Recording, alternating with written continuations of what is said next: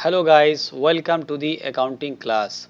आज की वीडियो में एक बहुत ही important topic EBIT EPS analysis को हम लोग देखेंगे, जो फाइनेंशियल मैनेजमेंट का एक बहुत ही इंपॉर्टेंट और पॉपुलर टॉपिक है। इसके अंदर हम लोग ओनर्स फंड और बोरोड फंड्स क्या होता है इसको देखेंगे, समझेंगे, क्योंकि एबिट ईपीएस एनालिसिस को जानने के लिए हमें कुछ और चीज़ों को शुरू में जानना पड़ेगा।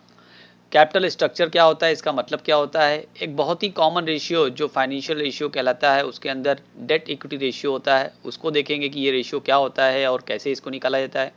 साथ ही साथ डेट और इक्विटी इन दोनों का रिस्क और कॉस्ट एनालिसिस हम लोग करके देखेंगे।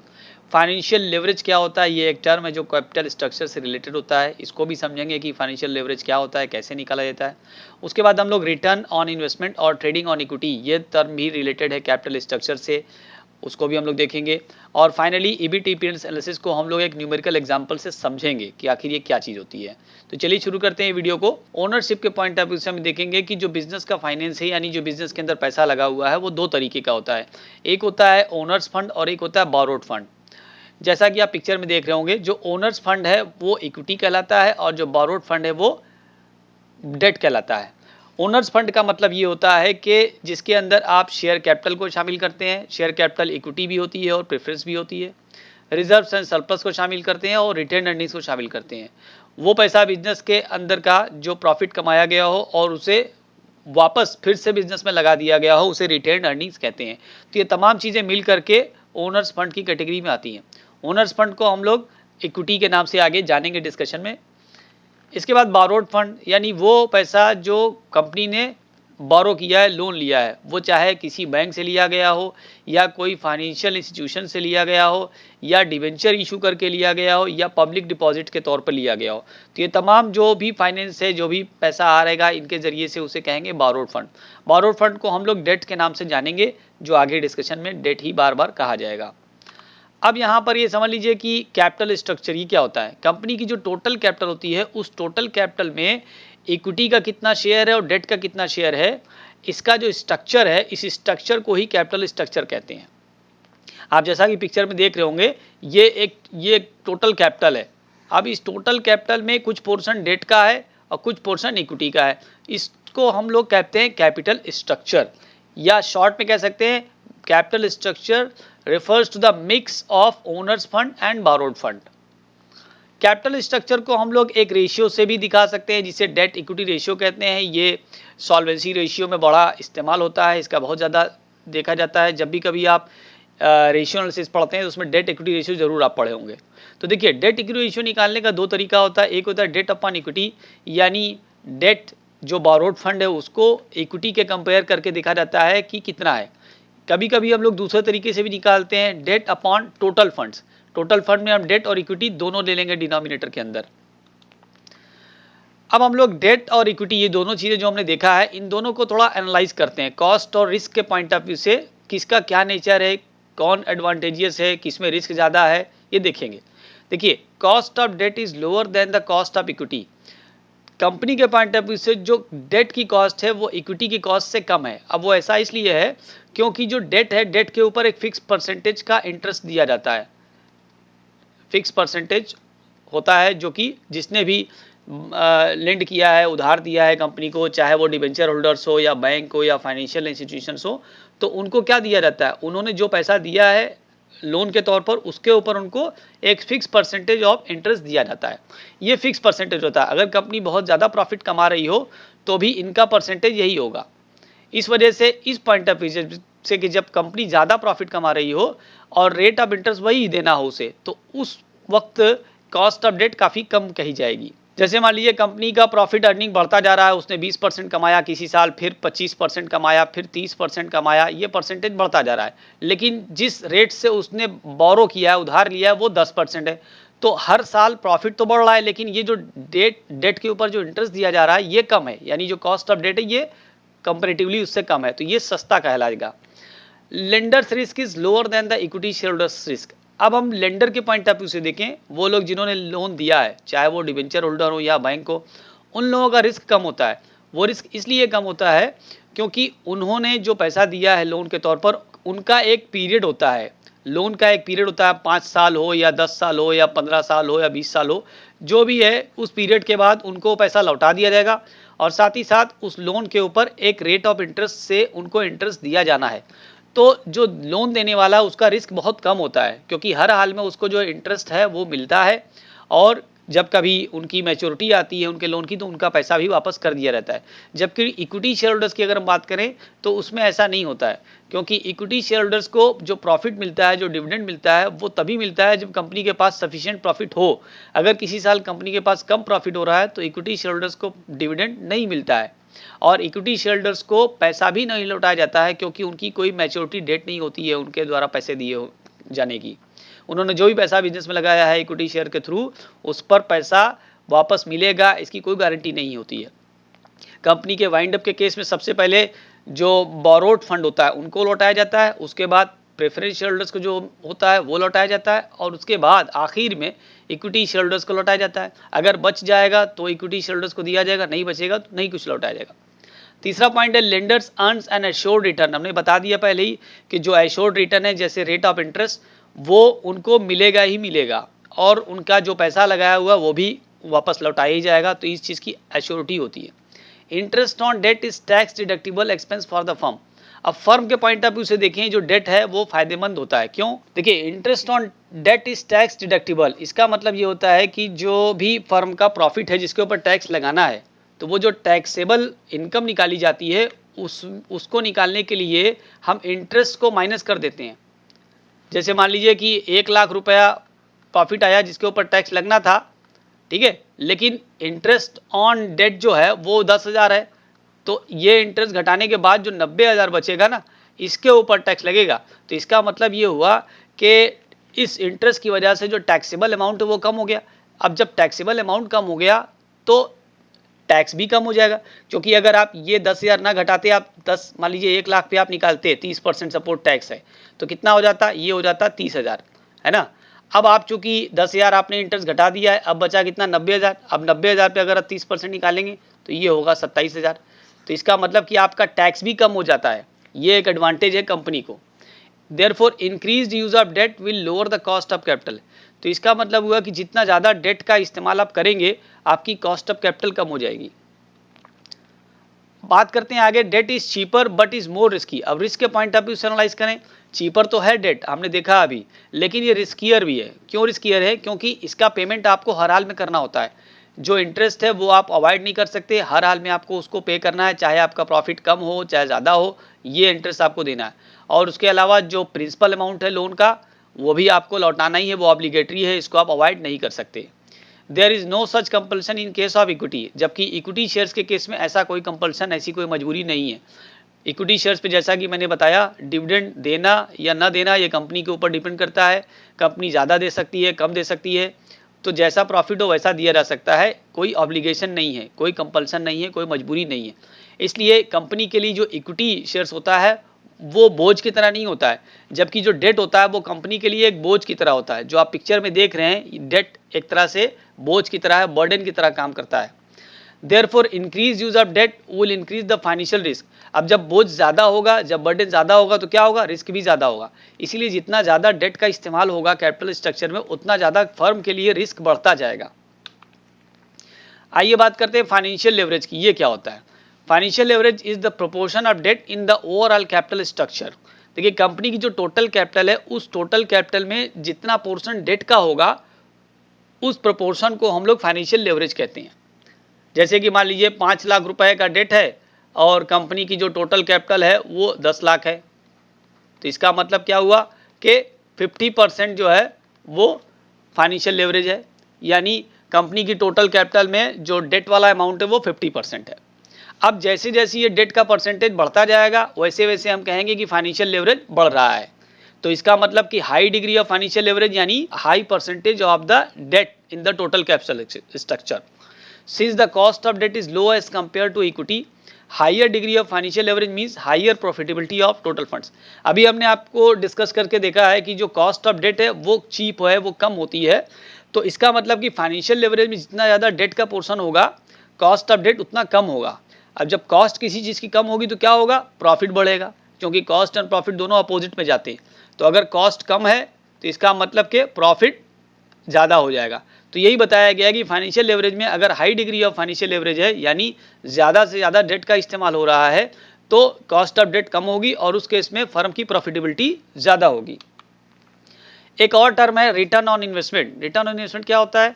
कंपनी की प्रॉफिटेबिलिटी को मेजर करने का एक रेशियो है जो कंपनी के प्रॉफिट और उसके इन्वेस्टमेंट के थ्रू बताया जाता है।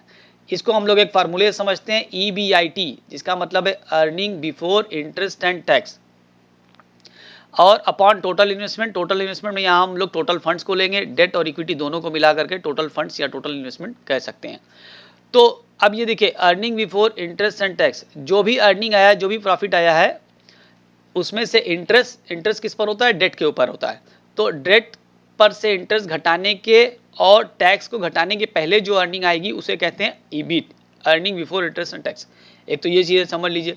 इसके बाद दूसरा है cost of debt. Cost of debt हम डिस्कस कर चुके हैं। कॉस्ट ऑफ डेट मतलब वो रेट ऑफ इंटरेस्ट जिसके ऊपर आपने बोरो किया है। जो भी बोरोइंग्स है, वो चाहे डिबेंचर आपने इशू किया हो, या बैंक से लोन लिया हो, या आपने फाइनेंशियल इंस्टीट्यूशन से लोन लिया हो, तो जो कुछ भी आपने बोरो किया है वो किसी ना किसी रेट ऑफ इंटरेस्ट पर किया गया होगा।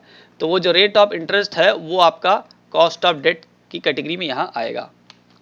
अब देखिए, return on investment and cost of debt को जब हम कंपेयर करें, अगर रिटर्न ऑन इन्वेस्टमेंट ज़्यादा है और आपके कॉस्ट ऑफ डेट कम है, यानी कॉस्ट ऑफ डेट के कंपेरिजन में ROI ज़्यादा है, तो क्या होगा? Increase use of debt will increase earning per share.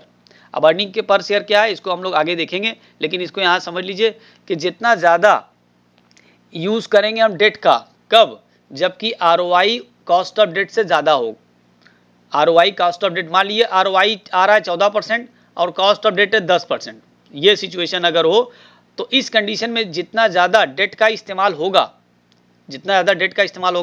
Earning per share उतना ज़्यादा बढ़ता चला जाएगा। अगर इसके अपोजिट हो, यानी ROI जैसे मान लीजिए 9% है, रिटर्न ऑन इन्वेस्टमेंट 9% है और कॉस्ट ऑफ डेट 10% है। अब देखिए यहाँ पर क्या होगा, अब चूंकि कॉस्ट ऑफ डेट आपकी महंगी है, अब अगर इस कंडीशन में आपने डेट को बढ़ाया तो जैसे जैसे इसको बढ़ाते जाएंगे आपका अर्निंग पर शेयर क्या होगा? वो गिरता चला जाएगा। तो ऐसी कंडीशन में डेट को नहीं बढ़ाना चाहिए, क्योंकि अगर आपका कॉस्ट ऑफ डेट ज़्यादा होगा ROI से तो डेट का बढ़ाने में फ़ायदा नहीं है, उसमें नुकसान है, अर्निंग पर शेयर आपका गिर जाएगा। अर्निंग पर शेयर क्या होता है, अब इसको समझ लीजिए। अर्निंग पर शेयर का मतलब होता है कि वो प्रॉफिट जो इक्विटी शेयर होल्डर्स को दिया जा सकता है। अब ये समझिए, इक्विटी शेयर होल्डर्स को कौन सा प्रॉफिट दिया जाता है? जो प्रॉफिट आता है सबसे पहले उस प्रॉफिट में से हमें क्या घटाना होता है? Interest on debt. जो कोई भी डेट पर इंटरेस्ट है वो घटाया जाता है, उसके बाद टैक्स घटाया जाता है, उसके बाद प्रेफरेंस शेयर होल्डर्स का डिविडेंड घटाया जाता है। तो 3 चीज़ें घटाई जाती हैं, 1 2 3। ये 3 चीज़ें इसी सीक्वेंस में घटाएंगी, इसी ऑर्डर में घटाई जाएंगी। इस ऑर्डर को आप ऊपर नीचे अलट पलट नहीं सकते हैं। सबसे पहले क्या घटाना है? EBIT में से इंटरेस्ट ऑन डेट, उसके बाद क्या घटाना है? टैक्स घटाना है, उसके बाद क्या? Dividend on preference shares. अब इसके बाद जो कुछ बच जाएगा वही प्रॉफिट इक्विटी शेयर होल्डर्स को दिया जाता है। अब ये देखना है कि उसके बाद जो प्रॉफिट बच रहा है वो कितने इक्विटी शेयर्स पर दिया जाना है। तो नंबर ऑफ इक्विटी शेयर्स से उसको डिवाइड कर देंगे तो ये आ जाएगा पर इक्विटी शेयर्स अर्निंग, यानी इसी को शॉर्ट में कहेंगे EPS। तो जब हम एक शेयर्स पर कितना प्रॉफिट बचेगा, कितना पड़ रहा है, कितना दिया जा सकता है, उसको निकालेंगे तो वही है EPS। फार्मूला इसको ऐसे लिखा जा सकता है, net profit after interest, tax and preference dividend. जो मैंने बताया यहाँ पे, पहला, दूसरा और तीसरा, ये तीनों चीज माइनस करने के बाद जो आएगा वही प्रॉफिट मिलता है इक्विटी शेयर होल्डर्स को। अब नंबर ऑफ इक्विटी शेयर से आप इसको डिवाइड कर देंगे तो ये पता चल जाएगा कि एक इक्विटी शेयर पर कितना अर्निंग हो सकती है, जिसको हम लोग अर्निंग पर शेयर कहते हैं। EBIT और EPS एनालिसिस को समझने के लिए एक एग्जांपल लेते हैं। देखिए, 3 सिचुएशन हम लेंगे। कंपनी के पास टोटल फंड जिसके अंदर डेट और इक्विटी मिला करके 30 लाख रुपए है। कंपनी के जो डेट है उसका जो रेट ऑफ इंटरेस्ट है वो 10% पर एनम है, और टैक्स रेट जो सरकार ने टैक्स लगा रखा है अर्निंग के ऊपर वो 30%, और EBIT यानी earning before interest and tax 4 lakh. ये तो एक कॉमन सिचुएशन है। अब ये केस है। अब इसके बाद 3 केस हम लेते हैं, 1 2 3। पहले केस के अंदर ये जो 30 लाख है, इस 30 लाख का कॉम्बिनेशन अब देखिए, इस 30 लाख के अंदर डेट को हमने 0 रखा है और पूरा का पूरा इक्विटी रखा है। दूसरे केस के अंदर डेट हमने 10 लाख कर दिया और इक्विटी हमने घटा के 20 लाख कर दी, टोटल 30 लाख ही रहना है। तो ये 10 + 20 हो गया 30। तीसरे केस के अंदर हमने डेट को और बढ़ाया और इक्विटी को घटा करके 10 कर दिया। तो तीनों केस में देखिए 30 लाख ही है केस, आपका अमाउंट टोटल नहीं ज़्यादा हो रहा है। ना कम हो रहा है, 30 लाख ही है, लेकिन स्ट्रक्चर बदल रहा है। पहला स्ट्रक्चर अलग है, दूसरा अलग है, तीसरा अलग है। अब तीनों स्ट्रक्चर में इस इंफॉर्मेशन के बल पर हम देखेंगे कि ईपीएस क्या होता है और कैसे निकलता है। देखिए पहला केस हम लेते हैं सिचुएशन 1, जिसके अंदर डेट 0 है, इक्विटी 30 लाख है। तो राइट साइड में मैंने सॉल्यूशन किया है। देखिए ईबिट आपका पूरा 4 लाख प्रॉफिट है जो यहाँ से हमने लिया। उसके बाद हम क्या घटाते हैं, इंटरेस्ट। इंटरेस्ट किस पर होता है, डेट के ऊपर होता है। डेट आपका यहाँ पर कितना है, 0 है। डेट आपका 0 है तो इसका मतलब इंटरेस्ट भी 10% अगर 0 पे निकालेंगे तो 0 ही हो जाएगा। अब जब इंटरेस्ट घटा के देखेंगे तो ये 4 लाख बचा। अब क्या घटाते हैं इंटरेस्ट के बाद, टैक्स। टैक्स सरकार ने 30% लगाया है, तो इसके ऊपर जब 30% आप टैक्स लगा देंगे तो ये हो जाएगा 1,20,000, माइनस करने पर आ गया 280। इस क्वेश्चन के अंदर हमने प्रेफरेंस शेयर्स पर डिविडेंड को नहीं लिया है, तो यहाँ पर प्रेफरेंस शेयर होल्डर्स पर डिविडेंड देना है, वो नई इन्फॉर्मेशन यानी वो माइनस नहीं करना है। अब जो बचा आपके पास ये 2,80,000, यही प्रॉफिट इक्विटी शेयर होल्डर्स को दिया जा सकता है। अब देखिए इक्विटी शेयर्स कितने हैं, कितने रुपए के, 30 लाख के हैं। ओके, एक इक्विटी शेयर्स की वैल्यू कितनी है, 10 रुपए। तो अगर हम इसको डिवाइड कर दें तो पता चल जाएगा इक्विटी शेयर्स कितने हो जाएंगे, 30 लाख बाई 10 यानी 3 लाख। 3 लाख इक्विटी शेयर्स हो जाएंगे। अब ईपीएस निकालना है तो क्या करेंगे, ये प्रॉफिट जो इक्विटी शेयर उसको दिया जाना है उसको डिवाइड कर देंगे नंबर ऑफ इक्विटी शेयर से, तो ये आ जाएगा ईपीएस 0.93। ये 0.93 जो भी आप कहें, डॉलर कहें या रुपया कहें, रुपया है यहाँ पर, तो 0.93 रुपया यहाँ पर एक शेयर्स पर, एक इक्विटी शेयर्स पर अवेलेबल है जो उनको प्रॉफिट के तौर पे दिया जा सकता है। ये जरूरी नहीं कि ये दिया ही जाएगा, लेकिन इतना दिया जा सकता है। अच्छा, आरओआई क्या है, आरओआई क्या होता है, EBIT upon total investment. EBIT आपका कितना है, 4 लाख। ओके, टोटल इन्वेस्टमेंट यानी फंड कितना है, 30 लाख। तो इसको जब हम डिवाइड करेंगे 4 लाख बाई 30 लाख तो ये कितना आ जाएगा, 13.33। ये आपका आरओआई आ गया। देखिए आरओआई क्या है, 13.33। कॉस्ट ऑफ डेट कितना है, 10%। आपका आरओआई ज़्यादा है, ROI is greater than cost of debt, because ROI is 13%, 13.33, cost of debt is 10%। So अभी भी आपकी सिचुएशन ठीक है क्योंकि कॉस्ट ऑफ डेट आपका कम है, तो आप डेट को बढ़ा सकते हैं। तो दूसरे सिचुएशन में हमने डेट को बढ़ा दिया। दूसरी सिचुएशन में, पहले सिचुएशन में डेट 0 लाख था, अब दूसरे में मैंने डेट को बढ़ा दिया, इक्विटी को कम कर दिया। तो क्या होता है, ईबिट आपका पूरा वही 4 लाख। इंटरेस्ट आपका, चूंकि डेट आपने अब ले लिया है 10 लाख, तो 10 लाख के ऊपर जो इंटरेस्ट है वो 10%, वो हो गया 1 लाख। माइनस करने पे बचा आपका 3 लाख। अब इसके बाद क्या करना है, टैक्स। 30% टैक्स जो लगा रखा है वो माइनस किया जाएगा। जब 30% टैक्स माइनस करेंगे तो आपके पास जो अर्निंग आ रही है इक्विटी शेयरहोल्डर्स के लिए वो आ रही 2,10,000। अब 2,10,000 आ रही है। अब नंबर ऑफ इक्विटी शेयर्स यहाँ पे क्या है, ये घट जाएंगे, क्योंकि आपके पास इक्विटी की जो अमाउंट है वो 20 लाख है। तो 20 लाख को अगर 10 रुपये वाले इक्विटी शेयर से डिवाइड करेंगे तो number of equity shares 2 lakh आएंगे। अब हम लोग यहाँ पर ईपीएस निकाल लेते हैं। ईपीएस में क्या करेंगे, वो अमाउंट जो कि इक्विटी शेयरहोल्डर्स को दिया जा सकता है उसको डिवाइड कर देंगे नंबर ऑफ इक्विटी शेयर्स से। 2 लाख से इसको डिवाइड करने पर ये आ गया 1.05। अब आप देख रहे हैं यहाँ पर ईपीएस बढ़ता जा रहा है। पिछले वाले केस में ईपीएस था 0.93, इस वाले केस में ईपीएस बढ़कर 1.05। ये ऐसा क्यों हुआ, वैसा इसलिए हुआ क्योंकि आरओआई जो है वो आपका कॉस्ट ऑफ डेट से ज़्यादा है। आपका कॉस्ट ऑफ डेट है 10% और आरओआई है 13.33%। तो जब ये होगा, इस सिचुएशन में आप जब डेट को बढ़ाते जाएंगे तो आपका ईपीएस बढ़ता चला जाएगा। तीसरा केस आप लेते हैं जिसके अंदर हमने डेट को और बढ़ाया। डेट हमने बढ़ा दिया, 20 लाख कर दिया, इक्विटी घटा के 10 लाख हो गया। फिर शुरू करते हैं, यहाँ पर देखते हैं ईबिट आपका 4 लाख है, इसमें इंटरेस्ट आप 10% निकालेंगे 20 लाख के ऊपर। इस 20 लाख पे 10% निकाला 2 लाख। अर्निंग आपकी बिफोर टैक्स आ गई 2 लाख। अब टैक्स कितने पे लगेगा, इस 2 लाख पे लगेगा। 2 लाख पे जब टैक्स लगाया 30% तो 60,000, माइनस करके आ गया 1,40,000। अब यहाँ पर नंबर ऑफ इक्विटी शेयर्स और कम हो जाएंगे क्योंकि इक्विटी कैपिटल आपकी सिर्फ 10 लाख है। तो 10 लाख को 10 से डिवाइड किया तो यहाँ हो गया 1 लाख। अब ईपीएस क्या होगा, ये जो अर्निंग अवेलेबल है इक्विटी शेयर होल्डर्स को, उसको डिवाइड करेंगे इस नंबर ऑफ इक्विटी शेयर्स से, इसको डिवाइड करने पर आ गया 1.4। अब आप देखिए ईपीएस फिर बढ़ गया।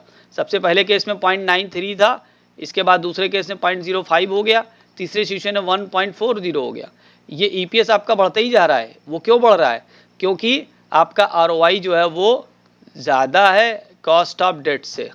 कॉस्ट ऑफ डेट आपका कम है, कॉस्ट ऑफ डेट 10% है, आरओआई आपका 33% है। तो जैसे ये सिचुएशन होगी तो जितना आप डेट बढ़ाते जाएंगे आपका ईपीएस बढ़ता चला जाएगा। इसको यहाँ हमने समरी करके दिखाया है। पहली सिचुएशन में आरओआई यही है, दूसरे में भी वही है, तीसरे में वही है, आरओआई नहीं बदल रहा है, कॉस्ट ऑफ डेट भी आपका वही है, लेकिन ईपीएस पहली सिचुएशन में 0.93 है, दूसरे में 1.05, तीसरे में 1.4। ये जो है आपका वो इसी चीज़ को दिखा रहा है जो मैंने यहाँ लिखा है। ये जो बताया मैंने कि अगर रिटर्न ऑन इन्वेस्टमेंट आपका कॉस्ट ऑफ डेट से ज़्यादा हो तो जितना ज़्यादा आप डेट का इस्तेमाल करेंगे उतना ज़्यादा ये इंक्रीज होगा ईपीएस में। अब लास्ट हमारा डिस्कशन है ट्रेडिंग ऑन इक्विटी। ये क्या होता है इसको भी समझ लीजिए। अक्सर ये क्वेश्चन आता है कहीं पर भी, चाहे कॉम्पिटिटिव एग्जाम हो, चाहे आपके बोर्ड का एग्जाम हो, कॉलेज हो, यूनिवर्सिटी हो, हर जगह इसको पूछा रहता है। इवन इंटरव्यू में भी इसको पूछा जाता है। इसको समझ लीजिए ये क्या है।